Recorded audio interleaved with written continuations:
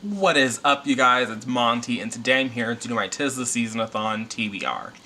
Full disclosure, I'm only needing 2 of the challenges for sure. So there's snow on the cover, and all of them are Christmas themed. So we got those challenges out of the way. I don't really have a favorite Christmas snack, a favorite holiday snack, so I probably will not be meeting that challenge. I don't plan on reading the group book, and I think that was all of them. Oh, music in the title. None of these are like named after a song.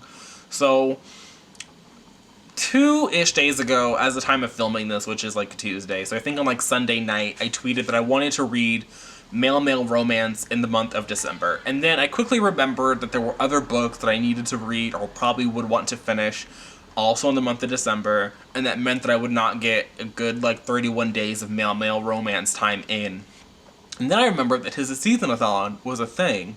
And I was like, surely there is male romance that is Christmas themed. I mean, to be fair, probably could have gone for other holidays. Like, I probably could have tried to find some Kwanzaa.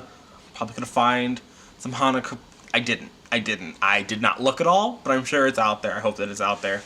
But I figured that for at least 1 week of December, I could read some male romance. And that's what I'm going to do. So I'm going to share with you some of these titles that I plan to read. And I will not be doing a daily vlog for this. I might do an end of the week thing. I don't know what we're gonna do. I make no promises. I'm bad at keeping promises. So I'm gonna tell you the things that I'm going to read. I'll tell you a little bit about them. Some of them I remember the synopsis far more than others. Other ones I don't really. I just have like a vague understanding. None of these books are that long. They're all under 200 pages. So I feel like it's prime readathon material. 2 of them are only like 50 pages. So I feel like some of these are definitely going to get read, and that's what's important here, right? Like, I'm setting myself up for success. So I have Hoopla open because they're all on Hoopla. None of these are I'm going to get physically, and that's another reason it's probably great. These are all short because ebooks are not always my friend. So first up, I have The Christmas Wager by Jamie Fessenden. This one, I believe... Can we focus? Thank you. This one, I believe, is one of my... It's a Victorian romance. So, like, this man is going back to an estate after some kind of time away for whatever reason. And romance ensues? I don't know. That's literally all I remember about that one, is that it's Victorian. And it's... yeah. Next, I have The Night Before Christmas by Drew Hunt. Drew Hunt has like a nice backlist, so he's one of the authors that I'm hoping, at least on Hoopla. Hoopla has a bunch of his books. I'm hoping works out for me. This one, I believe, is a contemporary, but it might, yeah, it has to be. Because, so the plot of this one is there's a man in a knight, like a suit of armor. And he shows up at this, like, store on Christmas Eve. And the store owner man is like, bitch, like, what are you playing at? But then he finds that the knight helmet is, like, shut and he can't get it off. And so he, like, takes pity on this man. And romance ensues. It's, like, 100 pages. So I'm just kind of like, how bad can it be? You know, like, how bad can you... It can't be that bad, realistically, right? The next book I have is Christmas Serendipity by Liam Livings. This one, I believe, is like 50 pages, and it takes place, also it's another contemporary. I think The Christmas Wager is my only, like, non-contemporary read.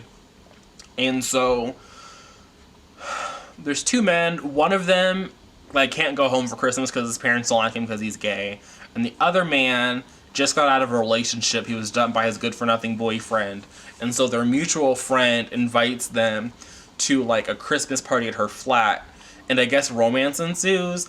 I don't foresee this one being super smutty because, like, I would hope you're not fucking at your friend's apartment on Christmas, but I guess we'll find out in Christmas Serendipity. It is part of a series. It's like a 3-book series. The middle book isn't Christmas related, but the third one is, and so I was very tempted to get all 3 of them, but I didn't.